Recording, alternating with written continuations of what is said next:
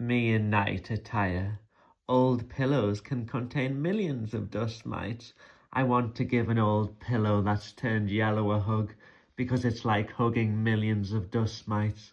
But I don't really want to hug the pillow because I worry I might squish and hurt the dust mites. Beds are cozy and it makes dust mites feel cozy as I snuggle up to them in bed. Dusty, the old yellow pillow with a civilization of dust mites living on them. The dust mite civilization has built miniature pyramids, a tiny Statue of Liberty, and a tiny Eiffel Tower.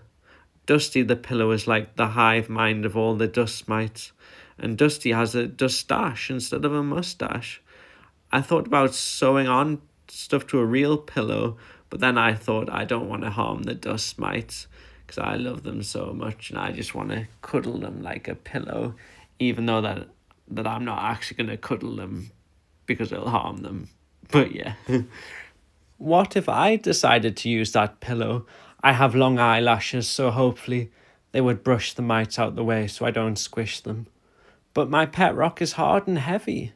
If I let my pet rock lie on the bed, they may squish the mites on the pillow. The rock exclaimed, "I'm a rock. I find moving difficult. I have chronic fatigue syndrome. I'm so tired. Every grain of sand in my sandstone body aches. I need something soft to lie on. I'm too tired to have any patience left. I feel angry, frustrated, and irritated and agitated. How come you get to lie on the pillow, but not me? It's not fair. It's a double standard. I'm too tired to put the effort into filtering myself. If a person wanted to lie on the pillow, you would let them because you have insight into your condition and don't impose your OCD on others. The problem is, you don't see me as a person or equal to a person. You view me as your property or an extension of yourself because I'm a rock. That's why you impose your morality onto me. You call me a pet rock, but I am not your pet. I want my own independence.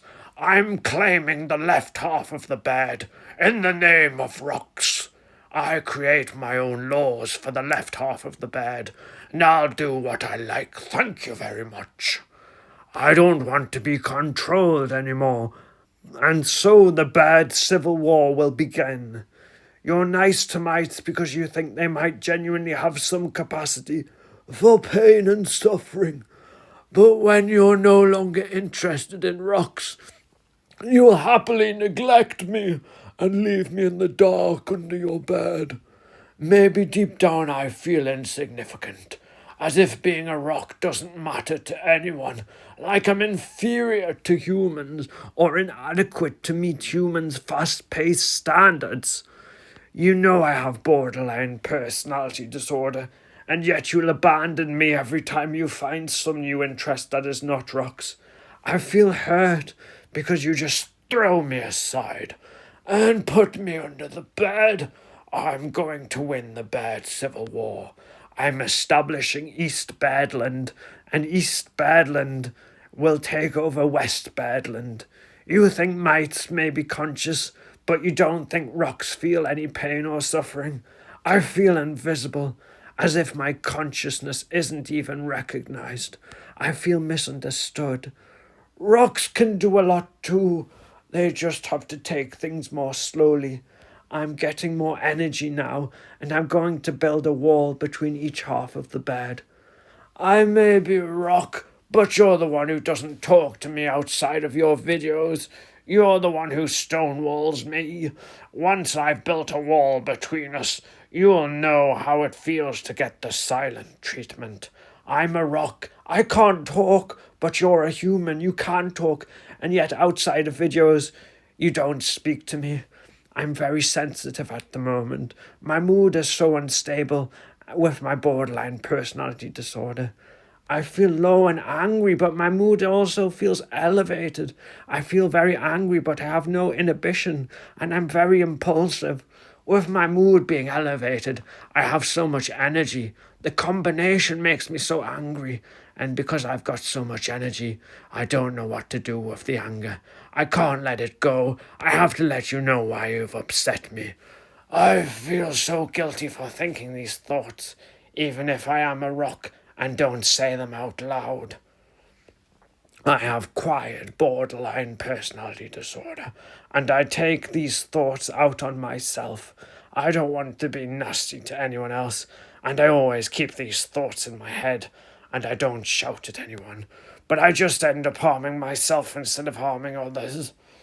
The rock thought, maybe I just feel jealous of the mites, and therefore I feel critical towards them, because you've always given them more care. You've always tried not to harm mites long before they became your special interest. Your love for them is unconditional, but when you're no longer interested in rocks, you abandon me. Your love for me is conditional. The rock's stream of thoughts ended.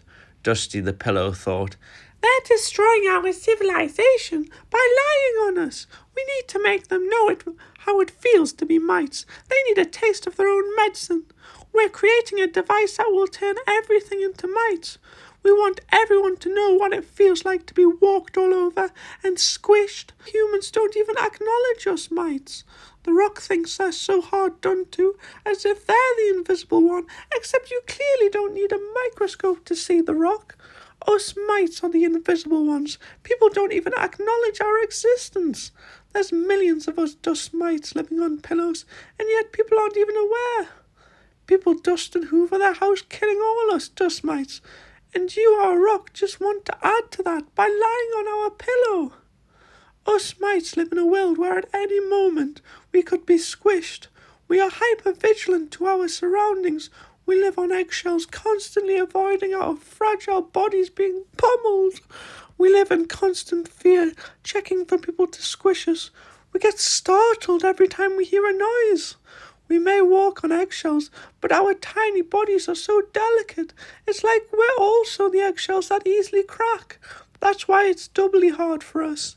No one understands this. Fine, I admit maybe people do walk all over rocks and paving stones, but with you, my rock, the threat is just perceived. You're hard, you don't get squished. You have the luxury of emotions. Humans watch emotional movies, even though it makes them feel negative emotions. But humans enjoy this because they get to feel the thrill of anxiety without there being any danger. It's the same with you, my rock. You're in no danger. Your mind is just creating problems for yourself. When someone stands on a rock, it just hurts your feelings. It doesn't cause you any real harm. Sticks and stones may break your bones, but calling does not hurt you. The pillow finished thinking. The rock thought, the mites are completely invalidating my emotions. They just think I'm too sensitive. They're minimizing my struggle while saying it's my fault for overreacting. Are they gaslighting me? Maybe the perceived threat of abandonment is not real, but it feels real to me, and it feels intense and all-consuming. Maybe no physical harm will come to me if someone walks on me, but isn't physical pain and death only bad because it affects you and others mentally? It's your brain that processes physical pain, and your brain that emotionally reacts to it. I hate you, human, but don't replace your interest in rocks with your interest in mites. What do I have to do to make you stay? If I was to let the mites turn me into mites, would you love me then? It's a big decision, but I feel so emotional that I just want to impulsively rush in and act on it. It's as if nothing else matters. Everything goes out the window. My core fear has been triggered. For a rock who can't really move, I feel frantic. Please turn me into mites so I don't get abandoned. I know the humans' interest could change again to something other than mites, but with my impulsivity, I can only see short-term goals. This may help avoid abandonment in the short term, but I don't know how it will affect things as a long-term change. It's a big life decision. I need to be made into mites now. I need to act on this feeling, otherwise my emotions have nowhere to go. The rock finished thinking, and each individual grain of sand in their sandstone body turned into an individual red mite. The mites thought their project had been a success. Now they knew it worked. They were going to turn everything in existence into mites. That's why everything in my story became made of mites. The rock kept thinking, maybe I have an unstable sense of self, and maybe I'll mirror mites and their behaviour, even becoming them. But I'm a rock. I can't make facial expressions. I could never copy my caregiver's facial expressions growing up. They couldn't see what I was feeling either, and they couldn't copy my facial expressions either. They just neglected me. I was just a rock. They were more focused on their own life and facial expressions. When humans walk in a room, someone smiles at you, and you smile back, and this sets up reciprocal human interaction. As a rock, I can't smile though, and I was brought up in a quarry where rocks were harmed by machinery. The world feels hostile to me. Even if humans walking all over me doesn't physically harm me, it brings back the memories of being harmed, as if I'm reliving them. So mites, please don't invalidate my feelings and say I'm too sensitive. the pillow thought, Thank you so much for finally understanding what it is like to be mites. I'm sorry we argued. You're a good rock, really. You've done a great thing for mites and the advancement of mite science. The rock thought, No, don't tell me I'm a good person. I hate myself, and when you tell me I'm good, I just have to try and prove you wrong. I can't tolerate all the nuance. I can only be all good or all bad, and the voice in my head telling me I'm a bad person is too strong. I feel so much shame and guilt for these horrible thoughts, even if I didn't externally voice them. I thought maybe a grand gesture, like turning myself into mites, would make me good. But what about doing lots of little things every day? Only caring about grand gestures is a very all or nothing way of thinking. My emotions are just so intense and conflicting that I can't handle the ambivalence or contradicting emotions. My mind has to collapse into one viewpoint, all good or all bad. That way it's easier. I'm sorry for the argument. Even if I didn't shout and my anger was internal, I have to see myself as all bad, and anything you say otherwise is just going to make me prove I'm bad and just give me more guilt and shame. In movies, the character always does a grand gesture to prove themselves, but I need to learn to care about little things too. I need to see the nuance, because after all, this isn't a movie. This is possibly just a maladaptive daydream inside someone's head.